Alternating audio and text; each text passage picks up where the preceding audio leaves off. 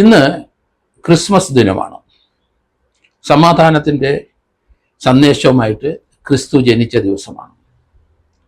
Prime വിറ്റ്നസ്സിലെ എല്ലാ വ്യൂവേഴ്സിനും Christmas ആശംസകൾ നേരുന്നു. പക്ഷേ ഇപ്പം ഇന്ത്യയിലെ പല ഭാഗത്തു നിന്ന് ചില വാർത്തകൾ ക്രിസ്ത്യൻ സമുദായത്തിനെ വളരെയധികം ആകുലപ്പെടുത്തുന്ന രീതിയിലുള്ളതാണ്. ഡൽഹിയിലെ ലജ്പത് നഗറിലെ കരോളിന് പോയ ക്രിസ്മസ് ആഘോഷിക്കാൻ പോയ കുട്ടികളെയും സ്ത്രീകളെയും അവിടെ VHPയുടെ യുവജന വിഭാഗമായ ബജ്റംഗ് ദൾ അധിക്ഷേപിച്ചു. അവരെ ചീത്ത വിളിച്ചു, അവരെ അടിച്ചോടിച്ചു. നൽബാരിയിലെ പാനികാവിലുള്ള സെന്റ് മേരീസ് സ്കൂളിലെ അവിടെ അതിക്രമിച്ച് കയറി. വിശ്വ ഹിന്ദു പരിഷത്തിന്റെ ബജ്റംഗ് സംഘത്തിൻ്റെയും ആൾക്കാരാണ് ഇതിനെ തുനിഞ്ഞത്. ജയ് ശ്രീറാം മുദ്രാവാക്യം വിളിച്ചുകൊണ്ട് അവര് ക്രിസ്മസ് അപ്പൂപ്പനെ അവിടെ കത്തിച്ചു കളഞ്ഞു.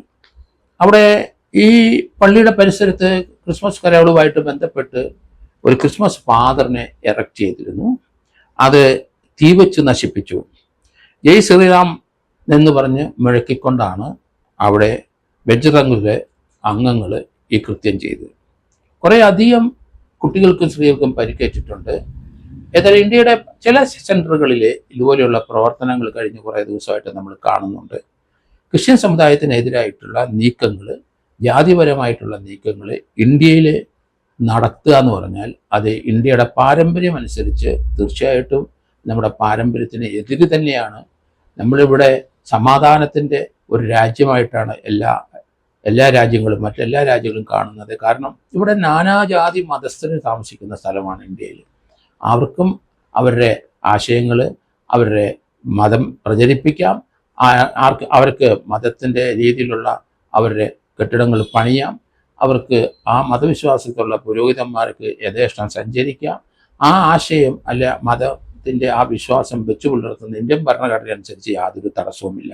പക്ഷേ ചില വ്യക്തികൾ, ജനസംഘത്തിലെ ചില വ്യക്തികൾ ആണ് ഇതുപോലെയുള്ള പ്രവർത്തികൾ ചെയ്യുന്നത്.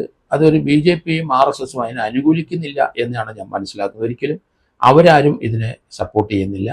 കേരളത്തിലെ ക്രിസ്ത്യൻ സമുദായത്തിൻ്റെ ഒപ്പം BJPയും RSSും നിൽക്കുന്ന കാഴ്ച നമ്മൾ കാണുന്നുണ്ട്. വിശാലമായ കാഴ്ചപ്പാടോടു കൂടി തന്നെയാണ് അവരൊക്കെ ഇതിന് നീങ്ങുന്നത്. ഇന്ത്യയിലെ ഏത് മതവും ഇവിടെ പ്രചരിപ്പിക്കുന്നതിനും അതിൽ ആരാധന നടത്തുന്നതിനും ഭരണഘടനാപരമായ നമുക്കെല്ലാവർക്കും അവകാശമുണ്ട്. അതിന് വിരുദ്ധമായി ചില ഈ മതഭ്രാന്തിളകിയ ചില വ്യക്തികൾ അവരാണ് ഇതുപോലുള്ള ജൽപ്പനങ്ങൾ നടത്തുന്നതും ഇതുപോലുള്ള അക്രമങ്ങൾ നടത്തുന്നതും. ഇന്ത്യയിലെ പല സ്റ്റേറ്റുകളിലും ഇത് ഉണ്ടായിട്ടുണ്ട്.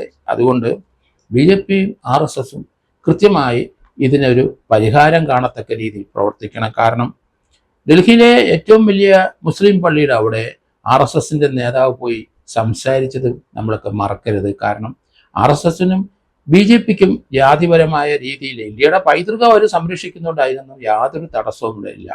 പക്ഷെ RSSും മേധാവി അവിടുത്തെ മുസ്ലിം ഏറ്റവും വലിയ മോസ്കിൽ ഞാനും അവിടെ പോയിട്ടുണ്ട്. അവിടെ പോയി അവിടുത്തെ ഇമാമിനെ കണ്ട് സംസാരിച്ചത് വളരെ നല്ല ലക്ഷണങ്ങളാണ്. അതിൻ്റെ അർത്ഥം ക്രിസ്ത്യൻ സമുദായം, അതേ മുസ്ലിം സമുദായം, ഏത് സമുദായം ആയിക്കോട്ടെ, അവർ ഇന്ത്യയിൽ പ്രവർത്തിക്കുന്നതിന് BJPക്കോ RSSനോ തടസ്സമില്ല. അതിൽ വിശ്വസിക്കുന്ന ചില വിവരമില്ലാത്ത ആൾക്കാരാണ് ഇതുപോലുള്ള പ്രവൃത്തി ചെയ്യുന്നത്. അതുകൊണ്ട് ആ രീതിയിൽ അത് കണ്ടാൽ മതി. അത് RSSൻ്റെയും BJPയുടെയും അവരുടെ അത്യുന്നത നിലവാരത്തിലുള്ള ആൾക്കാരുണ്ട്. അവർ ഇങ്ങനെയുള്ള കാര്യങ്ങൾ അവരുമായിട്ട് സംസാരിച്ച് ആ പ്രശ്നങ്ങൾ തീർക്കണം. കാരണം ഇന്ത്യയിലെ നമ്മൾക്കറിയാമല്ലോ, ബുദ്ധമതവും ജൈനമതവും ഒക്കെ ഇന്ത്യയിൽ നിന്നാണ് ലോകത്തെ മുഴുവൻ രാജ്യങ്ങളിലേക്കും പ്രചരിച്ചത്. നമ്മൾ ആലോചിച്ചോണം. ഇന്ന് സൗത്ത് ഈസ്റ്റ് ഏഷ്യയിലെ പല രാജ്യങ്ങളും ബുദ്ധമതത്തിൽ വിശ്വസിക്കുന്നവരാണ്. ചൈന ഉൾപ്പെടെയും അതുപോലെ തന്നെ ജപ്പാൻ ഉൾപ്പെടെയുള്ള രാജ്യങ്ങളിലൊക്കെ ബുദ്ധമതം തന്നെയാണ് കൂടുതലും പ്രചരിച്ചിരിക്കുന്നത്. അതിൽ വിശ്വസിക്കുന്നവരാണ്. പക്ഷെ അതെല്ലാം ഇന്ത്യയിൽ നിന്ന് പോയതാണ് നമ്മൾ വിചാരിച്ചോണം. അതുകൊണ്ട് ഇങ്ങനെയുള്ള ചെറിയ ചില ആൾക്കാരുടെ ഈ അക്രമം ഒക്കെ നമ്മൾ ക്ഷമിച്ച് അത് മുന്നോട്ട് തന്നെ പോകണം. ഇന്ത്യയിലെ ഏത് മതക്കാർക്കും പ്രവർത്തിക്കുന്നതിനും ഇവിടെ ആരാധന നടത്തുന്നതിനും ഒരു തടസ്സവുമില്ല. അതുകൊണ്ട് ഇങ്ങനെയുള്ള സംഭവങ്ങൾ നമ്മൾ റിപ്പോർട്ട് ചെയ്യുമെങ്കിലും അങ്ങനെയുള്ള സംഭവങ്ങളോട് പ്രതികരിക്കാതെ അത് അതിൻ്റെ മുഖവിലയ്ക്ക് എടുക്കാതെ അത് തള്ളിക്കളയണമെന്ന് ഞാൻ പറയുന്നത്. ജയ് ശ്രീറാം മുഴക്കി ചില കക്ഷികൾ ഇതുപോലെയുള്ള ക്രിസ്മസ് അപ്പൂപ്പനെ കത്തിക്കുകയും അതുപോലെ അങ്ങനെയുള്ള ക്രിസ്മസ് കരോള് നടത്തിക്കൊണ്ടു പോകുന്നവരെ ആക്രമിക്കുകയും ചെയ്യുന്നത് ഒരു നല്ല പ്രവണതയല്ല. അതൊക്കെ കൺട്രോൾ ചെയ്ത് മുന്നോട്ട് പോകണം. ഇന്ത്യയുടെ പൈതൃകം അതല്ല. നമ്മളാണ് ലോകത്തെ രാഷ്ട്രങ്ങൾ എല്ലാവരും ഇന്ത്യയെ ഉറ്റുനോക്കുന്നതിൻ്റെ കാരണം ഇന്ത്യയിലെ പല സംസ്കാരങ്ങളുമുള്ള ഒരു പാരമ്പര്യമുള്ള ഒരു രാജ്യമാണ്. നമുക്ക് 29 സ്റ്റേറ്റുകളുണ്ടെങ്കിൽ 29 സ്റ്റേറ്റ്സിൽ 500 കണക്കിന് ഭാഷകളാണ് നമ്മൾ സംസാരിക്കുന്നത്.